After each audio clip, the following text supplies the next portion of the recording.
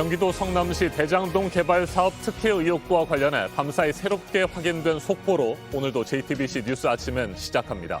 대장동 개발을 통해 수천억 원의 이득을 챙긴 민간 사업자 화천대유 자산관리의 대주주 김만배 씨가 지난해 7월 16일 이재명 경기도지사의 공직선거법상 허위사실 공표 혐의에 대한 대법원의 무죄 판결을 전후해 권순일 당시 대법관을 여러 차례 만난 것으로 드러났습니다. 2019년부터 2020년 사이 대법원 출입 기록에 따르면 김 씨는 권 전 대법관실을 8차례 방문했습니다. 권순일 전 대법관은 당시 주심 대법관은 아니었지만 전원 합의체 심리 과정에서 무죄 취지의 법리를 주장했습니다.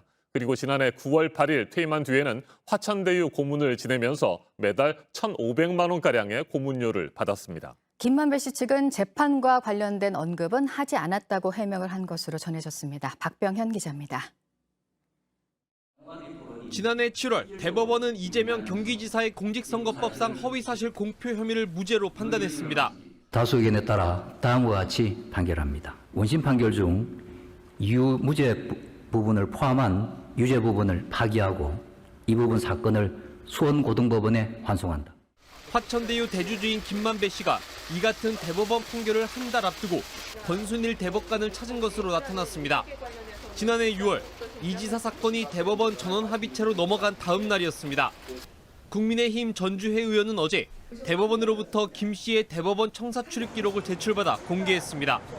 권 전 대법관은 이 지사 사건의 주심 재판관은 아니었지만 심리 과정에서 이 지사가 무죄라는 취지로 주장을 편 것으로 전해집니다. 출입 기록에 따르면 김 씨는 대법원 결정이 난 다음 날에도 권 전 대법관을 찾았습니다. 2019년 7월부터 지난해 8월까지 김 씨가 권 전 대법관의 사무실을 찾은 건 모두 8번입니다. 김 씨 측은 권 전 대법관은 같은 고향 출신이라 인사차 3-4번 방문한 사실이 있다며 재판과 관련한 말은 하지 않았다고 해명했습니다. 앞서 권 전 대법관은 퇴임 2달 후 화천대유의 고문을 맡았다는 사실이 드러난 바 있습니다. 변호사 등록도 하지 않은 상태에서 고문 역할을 맡아 변호사법 위반 혐의에 대해서도 검찰 수사가 진행 중입니다.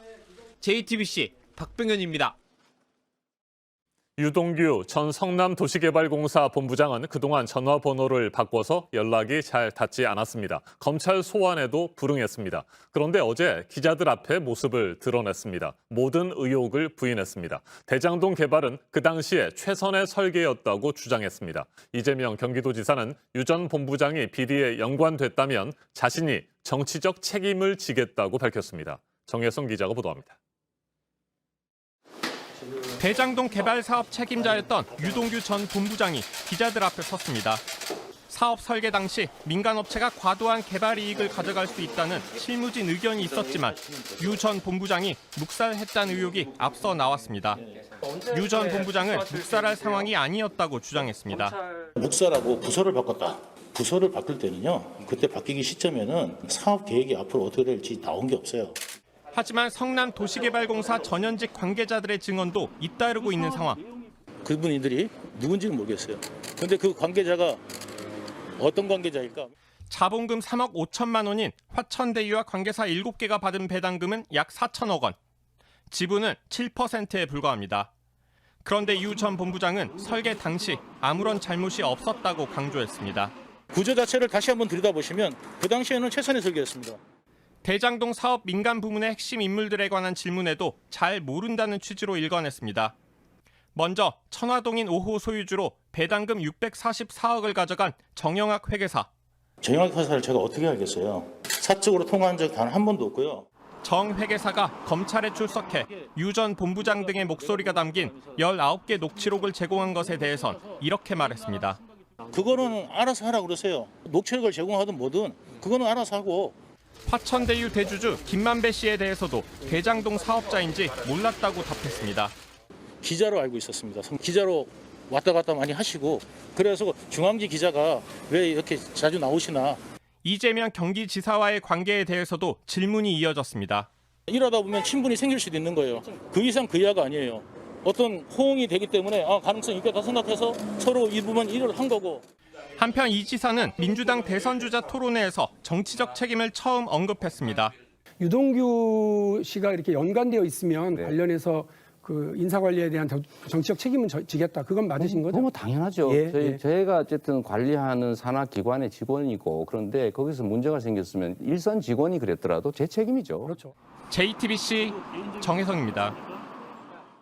국민의힘이 어젯밤 예정에 없던 심야 최고위원회를 열었습니다. 아들의 화천대유 50억 원 퇴직금 문제로 탈당한 곽상도 의원에 대한 제명을 논의할 계획인 것으로 알려졌습니다. 조수진 의원이 이의를 제기하고 불참하는 등 당내 갈등도 노출됐는데 이준석 대표는 대장동 특검을 관철시키기 위한 방안을 논의했을 뿐 곽상도 의원 제명은 안건도 아니었다고 밝혔습니다. 강버들 기자입니다.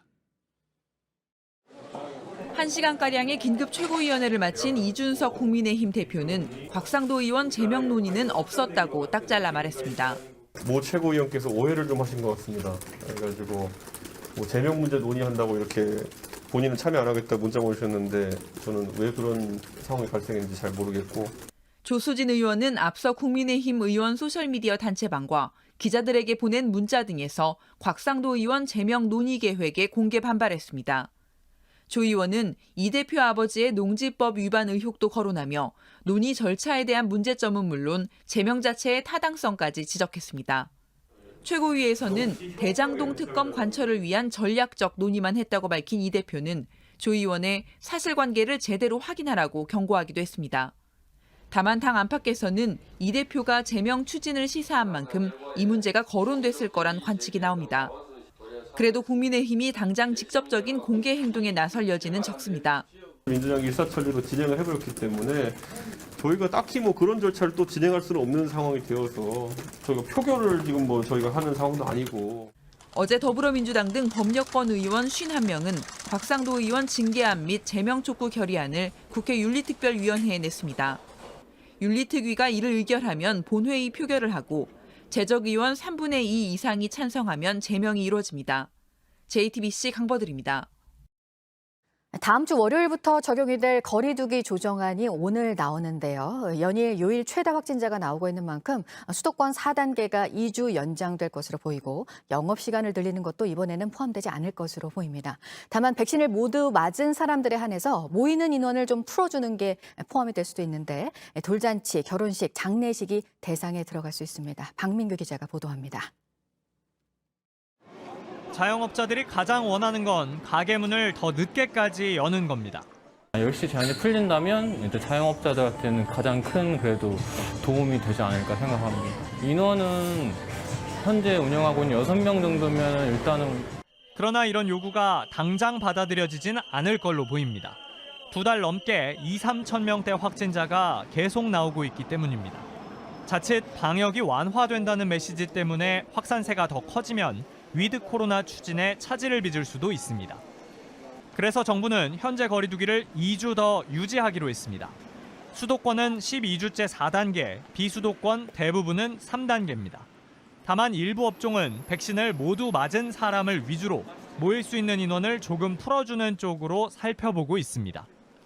그동안 사적 모임으로 분류돼 6명까지만 모일 수 있었던 돌잔치 등이 대상입니다. 최소 8명까지 해야 돌잔치가 진행될 수 있음을 잘 아시면서도 사적인 모임으로 규정해서 우리의 영업권과 생존권을 침해하시는 겁니다. 신혼부부 반발이 컸던 결혼식과 장례식 참석 인원도 이번에 늘어날 수 있습니다. 4단계 기준 결혼식은 최대 99명입니다. 장례식은 빈소 하나에 50명 아래로만 참석할 수 있습니다. 정부 관계자는 접종 완료자에 한해 참석 인원을 늘리는 방식을 검토 중이라며 민원이 많았던 업종 가운데 과도한 규제는 조정할 것이라고 설명했습니다. 이번 거리두기 조정안에는 이른바 백신 패스에 대한 내용은 담기지 않습니다. 정부는 외국 사례를 참고해서 부작용 등을 따져본 뒤 구체적인 안을 내놓기로 했습니다. 또 저녁 6시 전후로 달라지는 지금의 사적 모임 기준을 단순하게 고치겠다고 설명했습니다. JTBC 박민규입니다. 장제원 의원 아들 장영준 씨에 대해서 경찰이 6시간가량의 조사를 마쳤습니다. 면허 없이 운전을 하다가 사고를 내고 음주 측정을 거부하면서 경찰관을 폭행한 혐의에 대해서입니다. 조사를 마친 경찰은 구속영장을 신청할지 결정할 방침입니다. 박지윤 기자입니다. 6시간 동안 경찰 조사를 받은 장용준 씨는 어제 경찰에 출석할 때와 마찬가지로 아무 말도 하지 않았습니다. 혹시 혐의 인정하십니까? 혹시 뭐라고 진술하셨습니까? 동승자 누굽니까? 장 씨는 지난달 18일 밤 서울 반포동에서 무면허로 벤츠 차량을 운전하다 다른 차와 접촉사고를 냈습니다. 장 씨는 음주 측정 요구를 거부하고 경찰관의 머리를 들이받아 현장에서 체포됐습니다. 당시 술에 취해 있었던 것으로 알려졌습니다. 경찰은 최근 당시 교통사고 직전 장 씨가 술을 마신 곳으로 추정되는 주점 CCTV 등을 확보하는 데 주력한 것으로 알려졌습니다. 무면허 운전과 음주 측정 거부, 공무집행 방해 혐의에 음주운전 혐의가 추가될 가능성도 있습니다. 경찰관에게 상해를 입힌 혐의를 적용할지도 검토하고 있습니다. 장 씨는 지난해 음주운전과 운전자 바깥치기 등의 혐의로 기소돼 징역 1년 6개월에 집행유예 2년을 선고받았습니다. 경찰은 집행유예 기간에 다시 범행을 저지른 점 등을 감안해 사전 구속영장을 신청할지 결정할 계획입니다. JTBC 박지윤입니다.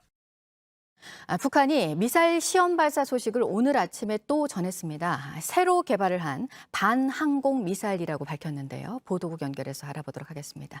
이재승 기자, 사흘 전에도 이 새로 개발한 극초음속 미사일을 쐈었고 이번에는 이 반항공 미사일이라는 거죠. 네, 그렇습니다. 북한이 지난달 30일, 그러니까 어제 신형 반항공 미사일을 시험 발사했다라고 밝혔습니다.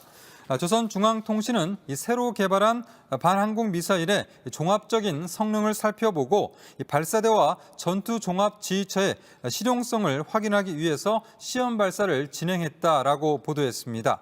이번에 발사한 반항공 미사일은 지대공 미사일로 추정됩니다. 북한은 지난 1월 열병식에서 발사관 4개를 탑재한 신형 지대공 미사일 차량을 공개한 바 있습니다. 이번 발사는 박정천 당 비서와 국방과학연구부문 간부들이 지켜봤고 김정은 국무위원장은 참관하지 않았습니다. 북한의 미사일 시험 발사는 사흘 전 극초음속 미사일 시험 발사 이후 이틀 만입니다.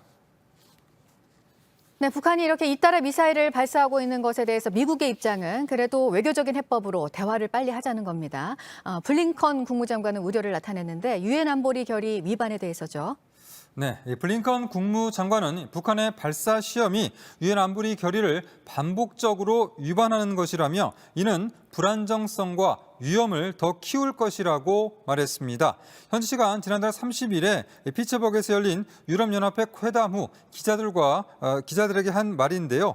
공교롭게도 블링컨 장관의 발언이 알려진 뒤에 북한은 앞서 전해드린 것처럼 또다시 미사일을 시험 발사한 사실을 공개했습니다. 북한은 최근 이 순항 미사일과 단거리 탄도 미사일 그리고 극초음속 미사일 등을 잇따라 발사하고 있습니다. 미국은 북한의 극초음속 미사일 발사 이후에 유엔 안보리 소집을 요청했는데요. 예정대로라면 9월 30일에 열릴 예정이었지만 중국과 러시아의 요청으로 하루 늦춰졌습니다. 우리 시간으로 안보리 회의는 오늘 저녁이나 내일 새벽에 열릴 예정입니다. 네, 그리고 버스 노조 파업 소식이 오늘도 있는데 전북 13개 시군 노조들이 오늘 아침부터 파업에 들어갔습니다. 임금 협상에서 합의가 안 나왔네요. 네, 전북 지역 버스 운송 노사가 오늘 새벽까지 밤샘 협상을 벌였지만 끝내 결렬됐습니다. 이에 따라 전주시를 제외한 13개 시군의 시내 시외버스 1000여 대가 오늘 5시 30분에 출발하는 첫 차부터 운행을 멈췄습니다. 지난 4월부터 교습해온 노사 양측은 끝내 이견을 좁히지 못했는데요. 노조는 임금 5% 인상과 식대 조정 등을 요구했지만 사측은 유급 공휴일 증가와 코로나19로 인한 운송 수입 감소 등을 이유로 월 3.5% 임금 삭감을 주장해 왔습니다. 사측은 내부 논의를 거친 뒤 오늘 다시 노조와 협상에 나선다는 입장입니다. 전라북도는 전세버스를 투입하는 등 비상 수송 대책을 마련했습니다. 지금까지 아침 엔 지금 JTBC 이재승입니다.